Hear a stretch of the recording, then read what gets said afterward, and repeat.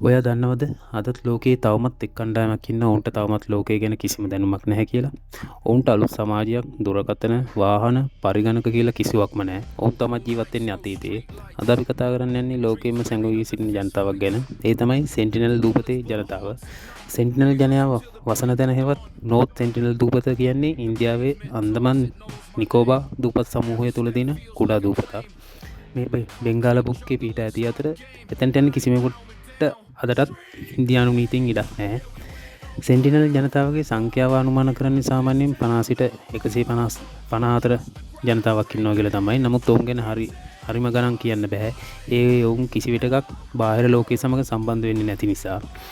ඔවුන් කෘෂිකර්මය කරන්නේ නැහැ. නමුත් ඔවුන් තමන්ට අවශ්‍ය ආහාර සපයාගන්නේ දූපතේ මාළු, සතුන් හා පළතුරු වැනි දේවල් කමින් ජීවිතය ගත කරනවා. ඔවුන්ට වෙළඳාමක් නැහැ, වෙළඳ භාණ්ඩ නැහැ, සහ විද්‍යුත් උපකරණ කිසිවක්ම නැහැ. ඔවුන් බාහිර අයවත් වෙත ඉතාමත් ප්‍රචණ්ඩයි. ඔවුන්ගේ භූමියට යන්න උත්සාහ කරන ඕනම කෙනෙකුට ඔවුන් ඊතල හා අඹුලාංචනයෙන් පහර දෙනවා. අඹුලාංචනය කියන්නේ අර නිකන් හෙල්ල වගේ තියෙන ආයුධයට.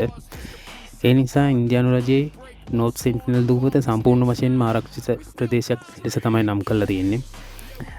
ඔවුන් සම්බන්ධ කරගන්න විද්‍යාඥයන් සහ පර්යේෂකයන් කීප දෙනෙක් උත්සාහ කළා දිනවා. නමුත් ඔවුන් කිසිවිටක බාහිර අය සමග ගනුදෙනු කරන්න කැමැත්තක් දක්වන්නේ නැහැ. ඔවුන්ගේ ප්‍රදේශයට එන නෞකාවක් පවා දැක්කොත් ඔවුන් පහර දෙනවා. කොහොම නමුත් 2018 දී ඇමරිකානු ධර්ම ප්‍රචාරකයෙක් වෙච්ච ජෝන් නැමැති පුද්ගලෙක් ඔවුන්ට ක්‍රිස්තියානි ධර්මය හඳුන්වා දෙන්න උත්සාහ කළා දිනවා. නමුත් ඔහු දූපතට ඇතුල් වීමෙන් තප්පර කීපයකින්ම ඔවුන් විසින් මරා දාලා තිනවා. ඒකෙන් පසු ඉන්දියානු රජය තීරණය කරේ සෙන්ටිනල් ජනතාවට සම්බන්ධ වීමට කිසිවෙකුටත් නැවත ඉඩ නොදී යුතු බව. ඔවුන් ගැන විද්‍යාඥයෝ විශ්වාස කරන්නේ ඔවුන් අන්දමන් දූපත් වෙත පැමිණි පළමු මිනිසුන් වංශයන්ගෙන් පැවතෙන්නක් බව.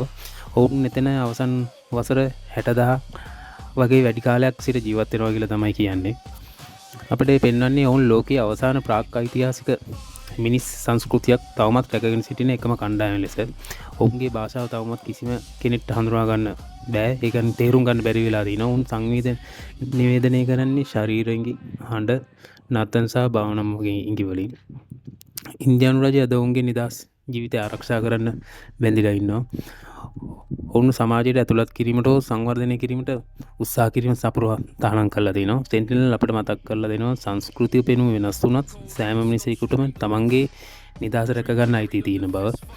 ඔවුන් අපගේ නව තාක්ෂණයේ නොවුනත් ඔවුන්ට තමන්ගේ ලෝකේ පරිපූර්ණයි. ඒ ලෝකේ අපිට නොතේරුණාට ඔවුන්ට ඒ තමන්ගේ ස්වාභාවික ස්වර්ගයයි. ඉතින් මේ වගේ වැදගත් වීඩියෝ බලන්නවත් කැමති නම් අපව ෆලෝ කරලා මේ වීඩියෝ එක තව කෙනෙක්ට බලන්න ෂෙයා කරන්න අමතක කරන්න එපා.